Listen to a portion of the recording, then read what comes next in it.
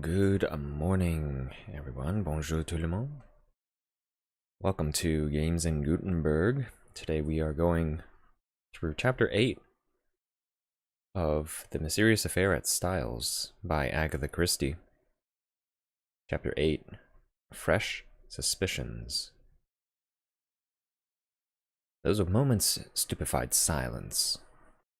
Jap, who was the least surprised of any of us, was the first to speak.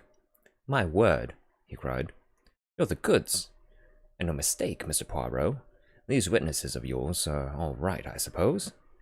"Voila! I have prepared a list of them. Names and addresses. You must see them, of course. But you will find it all right." "I'm sure of that." Jap lowered his voice. "I'm much obliged to you. A pretty mare's nest arresting him would have been." He turned to Inglethorpe. "But if you'll excuse me, sir, why couldn't you say all this at the inquest?" "I will tell you why," interrupted Poirot. "There was a certain rumor—" "A most malicious and utterly untrue one," interrupted Alfred Inglethorpe in an agitated voice. "And Mr. Inglethorpe was anxious to have no scandal revived just at present. Am I right?" "Quite right," Inglethorpe nodded. "With my poor Emily not yet buried, can you wonder I was anxious that no more lying rumors should be started?" "Between you and me, sir," remarked Jap, "I'd sooner have any amount of rumors than be arrested for murder. And I venture to think your poor lady would have felt the same. And, if it hadn't been for Mr. Poirot here, arrested you would have been. As sure as eggs is eggs." "I was foolish, no doubt," murmured Inglethorpe. "But you do not know, Inspector, how I have been persecuted and maligned." And he shot a baleful glance at Evelyn Howard. "Now, sir," said Jap, turning briskly to John, "I should like to see the lady's bedroom, please, and after that I'll have a little chat with the servants. Don't you bother about anything. Mr. Poirot here will show me the way." As they all went out of the room, Poirot turned and made me a sign to follow him upstairs.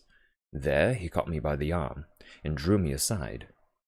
"Quick, go to the other wing. Stand there, just this side of the baize door. Do not move till I come." Then, turning rapidly, he rejoined the two detectives. I followed his instructions, taking up my position by the baize door and wondering what on earth lay behind the request. Why was I to stand in this particular spot on guard? I looked thoughtfully down the corridor in front of me. An idea struck me. With the exception of Cynthia Murdoch's, everyone's room was in this left wing. Had that anything to do with it? Was I to report who came or went? I stood faithfully at my post. The minutes passed. Nobody came. Nothing happened. There must have been quite 20 minutes before Poirot rejoined me. "You have not stirred." "No, I've stuck here like a rock. Nothing's happened." "Ah." Was he pleased or disappointed? "You've seen nothing at all?" "No." "But you have probably heard something? A big bump, eh, mon ami?" "No." "Is it possible? But I am vexed with myself. I am not usually clumsy. I made but a slight gesture." "I know Poirot's gestures." "With the left hand, and went over the table by the bed."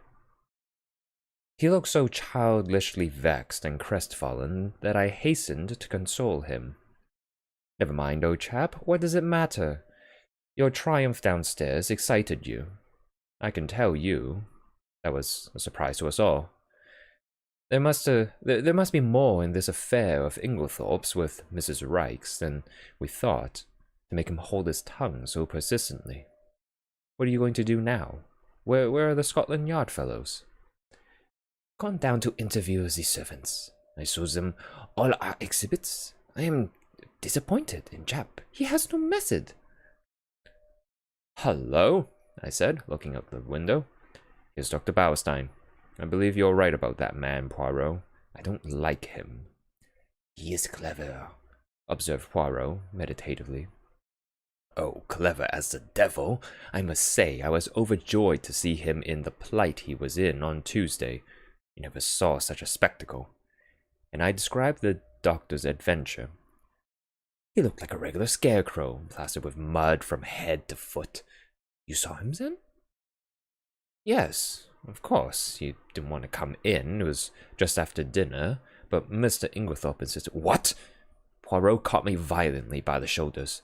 Was Dr. Bauerstein here on Tuesday evening? Here. And you never told me? Why did you not tell me? Why? Why? He appeared to be in an absolute frenzy. My dear Poirot, I expostulated. I never thought it would interest you. I didn't know it was of any importance. Importance? It is of first importance. So, Dr. Bauerstein was here on Tuesday night, the night of the murder. Hastings, do you not see? That alters everything. Everything! I had never seen him so upset. Loosening his hold of me, he mechanically straightened a pair of candlesticks, still murmuring to himself, yes, that alters everything, everything. Suddenly, he seemed to come to a decision. Allons, he said. We must act at once. Where is Mr. Cavendish? John was in the smoking room. Poirot went straight to him. Mr. Cavendish, I have some important business in Tadminster. A new clue. May I take your motor? Why, of course. You mean at once? If you please. John rang the bell and ordered round the car. In another 10 minutes, we were racing down the park and along the high road to Tadminster. Now, Poirot, I remarked resignedly, perhaps you will tell me what all this is about? Well, mon ami, a good deal you can guess for yourself. Of course, you realize now that Mr. Inglethorpe is out of it. The whole position is greatly changed. We are face to face with an entirely new problem. We know now that there is one person who did not buy the poison. We have cleared away the manufactured clues. Now for the real ones. I have ascertained that anyone in the household, with the exception of Mrs. Cavendish, who was playing tennis with you, could have impersonated Mr. Inglethorpe on Monday evening. In the same way, we have his statement that he put the coffee down in the hall. No one took much notice of that at the inquest, but now it has a very different significance. We must find out who did take that coffee to Mrs. Inglethorpe eventually, or who passed through the hall whilst it was standing there. From your account, there were only two people whom we can positively say did not go near the coffee. Mrs. Cavendish and Mademoiselle Cynthia. Yes, that is so. I felt an inexpressible lightening of the heart. Mary Cavendish could certainly not rest under suspicion. In clearing Alfred Inglethorpe, continued Poirot, I have been obliged to show my hand sooner than I intended. As long as I might be thought to be pursuing him, the criminal would be off his guard. Now he will be doubly careful. Yes, doubly careful. He turned to me abruptly. Tell me, Hastings, you yourself, have you no suspicions of anybody? I hesitated. To tell the truth, an idea, wild and extravagant in itself, had once or twice that morning flashed through my brain. I had rejected it as absurd. Nevertheless, it persisted. You couldn't call it a suspicion, I murmured. It's so utterly foolish. Come now, urged Poirot encouragingly. Do not fear. Speak your mind. You should always pay attention to your instincts. Well then, I blurted out, it's absurd. But I suspect Miss Howard of not telling all she knows. Miss Howard? Yes. You'll laugh at me. Not at all. Why should I? I can't help feeling, I continued blunderingly, that we've rather left her out of the possible suspects. simply on the strength of her having been away from the place. But after all, she was only 15 miles away. A car could do it in half an hour. Can we say positively that she was away from the Styles on the night of the murder? Yes, my friend, said Poirot unexpectedly. We can. One of my first actions was to ring up the hospital where she was working. Well? Well, I learned that Miss Howard had been on afternoon duty on Tuesday, and that, a convoy coming in unexpectedly, she had kindly offered to remain on night duty, which offer was gratefully accepted. That disposes of that. Oh, I said, rather nonplussed. Really, I continued, it's her extraordinary vehemence against Inglethorpe that started me off suspecting her. I can't help feeling she'd do anything against him. And I had an idea she might know something about the destroying of the will. She might have burnt the new one, mistaking it for the earlier one in his favor. She is so terribly bitter against him. You consider her vehemence unnatural? Yes, she is so very violent. I wondered really whether she is quite sane on that point. Poirot shook his head energetically. No, you are on a wrong tack there. There is nothing weak-minded or degenerate about Miss Howard. She is an excellent specimen of well-balanced English beef and brawn. She is sanity itself.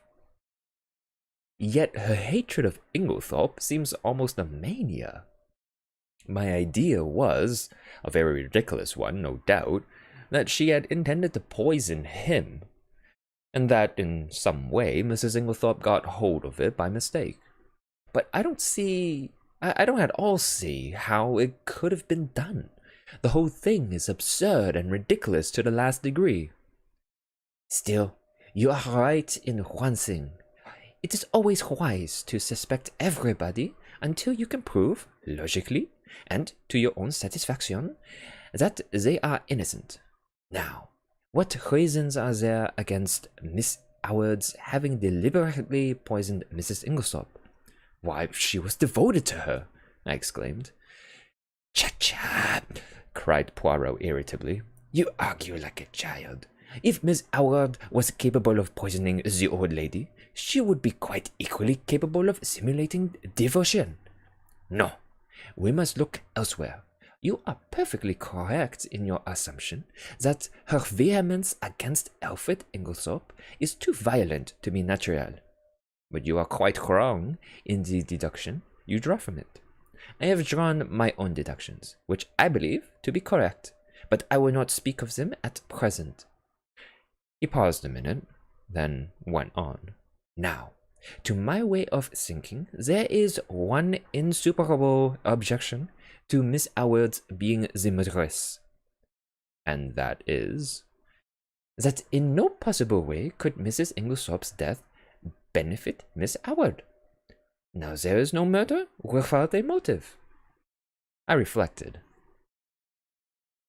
Could not Mrs. Inglethorpe have made a will in her favor? Poirot shook his head. But you yourself suggested that possibility to Mr. Wells. Poirot smiled. That was for a reason. I did not want to mention the name of the person who was actually in my mind. Miss Howard occupied very much the same position, so I used her name instead. Still, Mrs. Inglethorpe might have done so. Why, that will, made on the afternoon of her death, may... But Poirot's shake of the head was so energetic that I stopped. No, my friend, I have certain little ideas of my own about that will. But I can tell you this much. It was not in Miss Howard's favor. I accepted his assurance, though I did not really see how he could be so positive about the matter. Well, I said with a sigh, we will acquit Miss Howard, then. It is partly your fault that I ever came to suspect her. It was what you said about her evidence at the inquest that set me off. Poirot looked puzzled. What did I say about her evidence at the inquest? Don't you remember when I cited her and John Cavendish as being above suspicion? Oh, yes. He seemed a little confused, but recovered himself. By the way, Hastings, there's something I want you to do for me. Certainly. What is it? Next time you happen to be alone with Lawrence Cavendish, I want you to say this to him.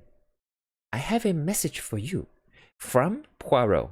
He says, find the extra coffee cup and you can rest in peace. Nothing more, nothing less. Find the extra coffee cup and you can rest in peace. Is that right? I asked, much mystified. Excellent. But what does it mean? That I will leave you to find out. You have access to the facts. Just say that to him and see what he says. Very well, but it's all extremely mysterious. We were running into Tadminster now, and Poirot directed the car to the analytical chemist. Poirot hopped down briskly and went inside. In a few minutes, he was back again. There, he said. That is all my business. What were you doing there? I asked in lively curiosity. I left something to be analyzed. Yes, but what? The sample of cocoa I took from the saucepan in the bedroom. But that has already been tested, I cried, stupefied. Dr. Bauerstein had it tested, and you yourself laughed at the possibility of there being strychnine in it. I know Dr. Bauerstein had it tested, replied Poirot quietly. Well then? Well, I have a fancy for having it analyzed again, that is all. And not another word on the subject could I drag out of him. This proceeding of Poirot's, in respect of the cocoa, puzzled me intensely. I could see neither rhyme nor reason in it. However, my confidence in him, which at one time had rather waned, was fully restored since his belief in Alfred Inglethorpe's innocence had been so triumphantly vindicated. The funeral of Mrs. Inglethorpe took place the following day, and on Monday, as I came down to a late breakfast, John drew me aside and informed me that Mr. Inglethorpe was leaving that morning to take up his quarters at Stylites Arms until he should have completed his plans. And really, it's a great relief to think he's going, Hastings, continued my honest friend. It was bad enough before, when we thought he'd done it, but I'm hanged if it isn't worse now, when we all feel guilty for having been so down on the fellow. The fact is, we've treated him abominably. Of course, things did look black against him. I don't see how anyone could blame us for jumping to the conclusions we did. Still, there it is. We were in the wrong. And now, there's a beastly feeling that one ought to make amends, which is difficult when one doesn't like the fellow a bit better than one did before. The whole thing's damned awkward. And I'm thankful he's had the tact to take himself off. It's a good thing Styles wasn't the maters to leave to him. Couldn't bear to think of the fellow lording it here. He's welcome to her money. You'll be able to keep up the place all right? I asked. Oh, yes. There are the death duties, of course, but half my father's money goes with the place, and Lawrence will stay with us for the present, so there's his share as well. We shall be pinched at first, of course, because, as I once told you, I'm in a bit of a hole financially myself. Still, the Johnnies will wait now. In the general relief at Inglethorpe's approaching departure, we had the most genial breakfast we had experienced since the tragedy. Cynthia, whose young spirits were naturally buoyant, was looking quite her pretty self again, and we all, with the exception of Lawrence, who seemed unalterably gloomy and nervous, were quietly cheerful at the opening of a new and hopeful future. The papers, of course, had been full of the tragedy. Glaring headlines sandwich biographies of every member of the household, subtle innuendos, the usual familiar tag about the police having a clue. Nothing was spared us. It was a slack time, the war was momentarily inactive, and the newspapers seized with avidity on this crime in fashionable life. The mysterious affair at Styles was the topic of the moment. Naturally, it was very annoying for the Cavendishes. The house was constantly besieged by reporters who were consistently denied admission, but who continued to haunt the village and the grounds, where they lay in wait with cameras for any unwary members of the household. We all lived in a blast of publicity. The Scotland Yard men came and went, examining, questioning, lynx-eyed and reserved of tongue. Towards what end they were thinking, we did not know. Had they any clue, or would the whole thing remain in the category of undiscovered crimes? After breakfast, Dorcas came up to me rather mysteriously and asked if she might have a few words with me. Certainly. What is it, Dorcas? Well, it's just this, sir. You'll be seeing the Belgian gentleman today, perhaps? I nodded. Well, sir, you know how he asked me to so particular if the mistress or anyone else had a green dress? Yes, you have found one? My interest was aroused. No, not that, sir. But since then I've remembered what the young gentleman— John and Lawrence were still the young gentlemen to Dorcas— called the dressing-up box. It's up in the front attic, sir. A great chest full of old clothes and fancy dresses and what not. And it came to me sudden like that there might be a green dress amongst them. So if you tell the Belgian gentleman— I will tell him, Dorcas, I promised. Thank you very much, sir. A very nice gentleman he is, sir, and quite a different class from them two detectives from London what goes prying about and asking questions. I don't hold with foreigners as a rule, but from what the newspapers say I make out as how these brave Belgians isn't the ordinary run of foreigners, and certainly he's a most polite-spoken gentleman. Dear old Dorcas.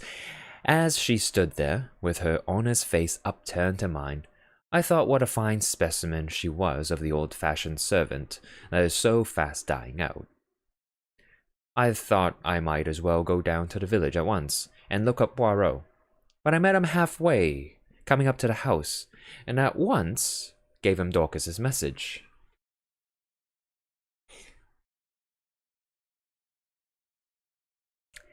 Ah, the brave Dorcas! We will look at the chest, although, but no matter, we will examine it all the same. We entered the house by one of the windows. There was no one in the hall, and we went straight up to the attic. Sure enough, there was a chest, a fine old piece, all studded with brass nails, and full to overflowing with every imaginable type of garment. Poirot bundled everything out on the floor with scant ceremony. There were one or two green fabrics of varying shades, but Poirot shook his head over them all. He seemed somewhat apathetic in the search, as though he expected no great results from it. Suddenly, he gave an exclamation. "What is it?" "Look!" The chest was nearly empty, and there, reposing right at the bottom, was a magnificent black beard. "Oh-ho!" said Poirot. "Oh-ho!" He turned it over in his hands, examining it closely. "New," he remarked. "Yes, quite new." After a moment's hesitation, he replaced it in the chest, heaped all the other things on top of it as before, and made his way briskly downstairs. He went straight to the pantry, where we found Dorcas busily polishing her silver. Poirot wished her good morning with Gallic politeness, and went on, "We have been looking through that chest, Dorcas. I am much obliged to you for mentioning it. There is indeed a fine collection there. Are they often used, may I ask?" "Well, sir, not very often nowadays, though from time to time we do have what the young gentlemen call a dress-up night. And very funny it is sometimes, sir, Mr. Lawrence. He's wonderful, most comic. I shall never forget the night he came down as the Tsar of Persia. I think he called it, a sort of Eastern king it was. He had the big paper knife in his hand, and mind, Dorcas, he says, you have to be very respectful. This is my specially sharpened scimitar, and it's off with your head if I'm at all displeased with you. Miss Cynthia, she was what they call an Apache, or some such name, a Frenchified sort of cutthroat, I take it to be. A real sight she looked. You'd never have believed a pretty young lady like that could have made herself into such a ruffian. Nobody would have known her. These evenings must have been great fun, said Poirot genially. I suppose Mr. Lawrence wore that fine black beard in the chest upstairs when he was the Shah of Persia? He did have a beard, sir, replied Dorcas, smiling, and well I know it, for he borrowed 2 skeins of my black wool to make it with, and I'm sure it looked wonderfully natural at a distance. I didn't know as there was a beard up there at all. It must have been quite lately, I think. There was a red wig, I know, but nothing else in the way of hair. Burnt corks they used, mostly, though 'tis messy getting it off again. Miss Cynthia was, and oh, the trouble she had. So Dorcas knows nothing about that black beard, said Poirot thoughtfully, as we walked out into the hall again. Do you think it is the one? I asked. I whispered eagerly. Poirot nodded. I do. You noticed it had been trimmed? No.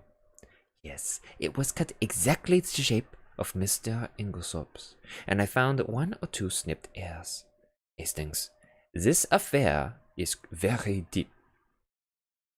Who put it in the chest, I wonder? Someone with a good deal of intelligence, remarked Poirot dryly. You realize that he chose the one place in the house to hide it, where its presence would not be remarked? Yes, he is intelligent. But we must be more intelligent.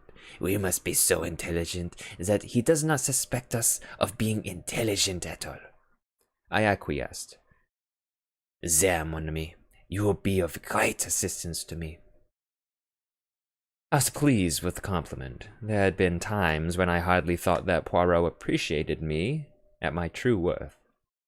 Yes, he continued, staring at me thoughtfully. You will be invaluable. This was naturally gratifying, but Poirot's next words were not so welcome. I must have an ally in the house, he observed reflectively. You have me, I protested. True, but you are not sufficient. I was hurt, and showed it. Poirot hurried to explain himself. You do not quite take my meaning. You are known to be working with me. I want somebody who is not associated with us in any way. Oh, I see. How about John? No, I think not. The dear fellow isn't perhaps very bright, I said thoughtfully. Here comes Miss Howard, said Poirot suddenly. She is the very person, but I am in her black books since I cleared Mr. Inglesop. Still, we can but try. With a nod that was barely civil, Miss Howard assented to Poirot's request for a few minutes' conversation. We went into the little morning room, and Poirot closed the door. Well, Monsieur Poirot, said Miss Howard impatiently. What is it? Out with it. I'm busy.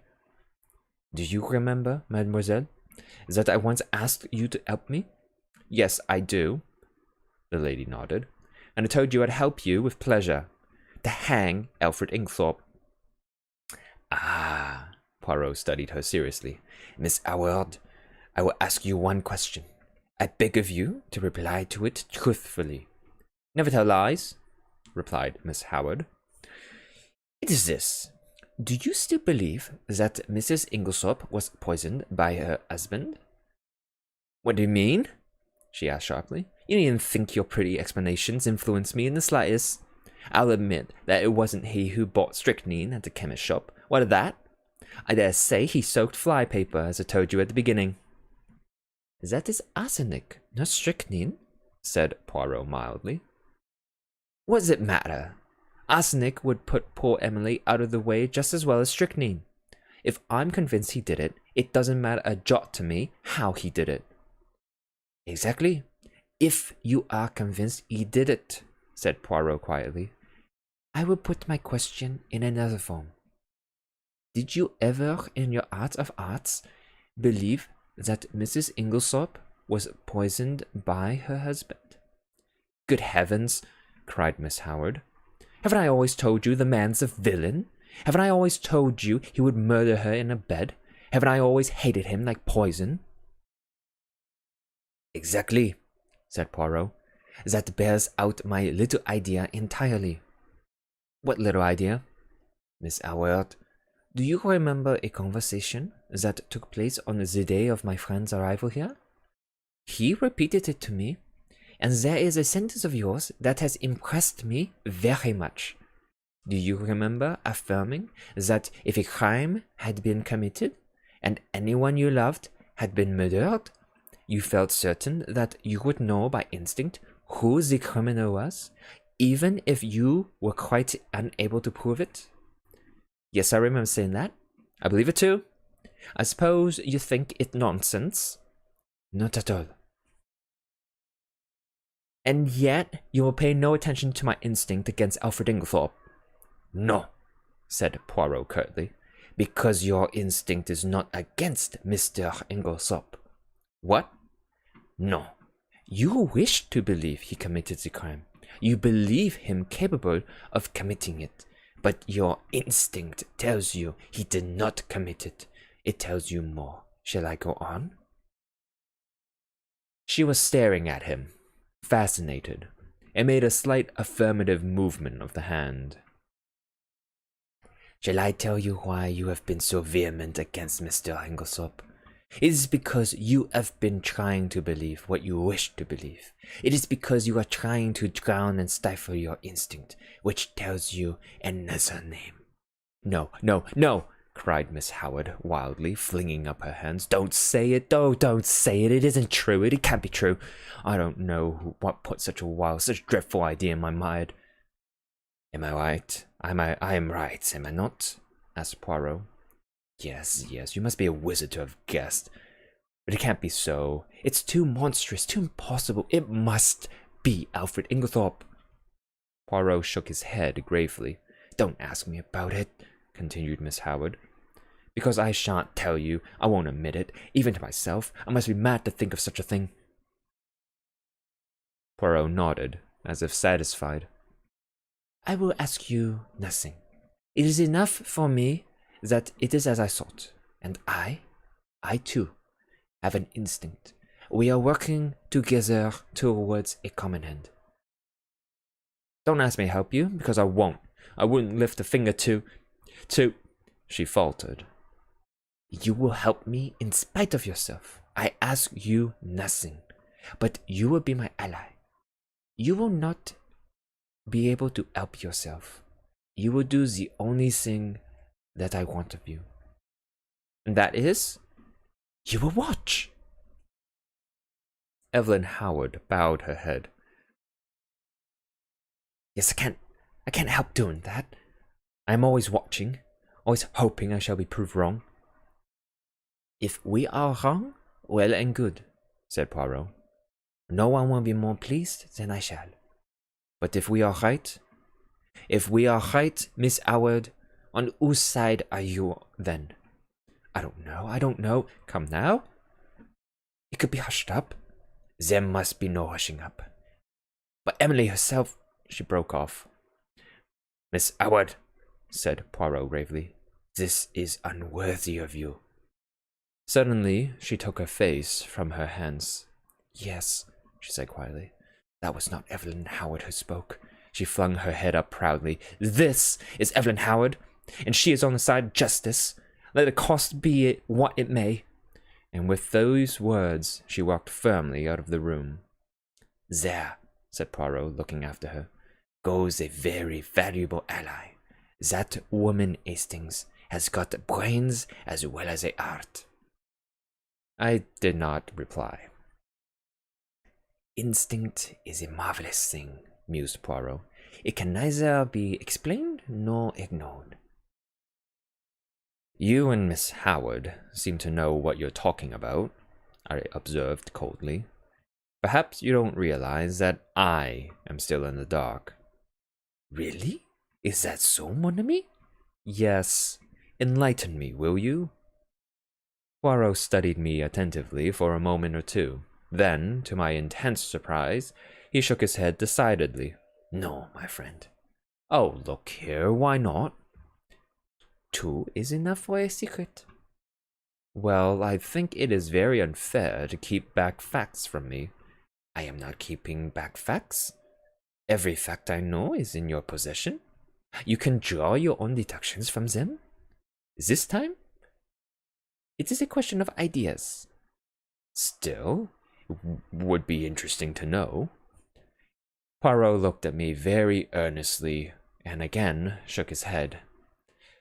You see, he said sadly, you have no instincts. It was intelligence you were requiring just now, I pointed out. The two often go together, said Poirot enigmatically. The remark seemed so utterly irrelevant that I did not even take the trouble to answer it. But I decided that if I made any interesting and important discoveries, as no doubt I should, I would keep them to myself, and surprise Poirot with the ultimate result. There are times when it is one's duty to assert oneself.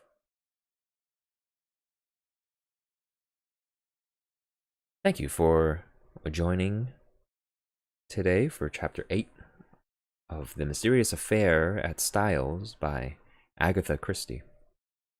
You can join us next Sunday at 10:30 a.m. Eastern for Chapter 9, Dr. Bauerstein. Thanks again for joining. We'll catch you again at the next chapter. Have a great rest of the day.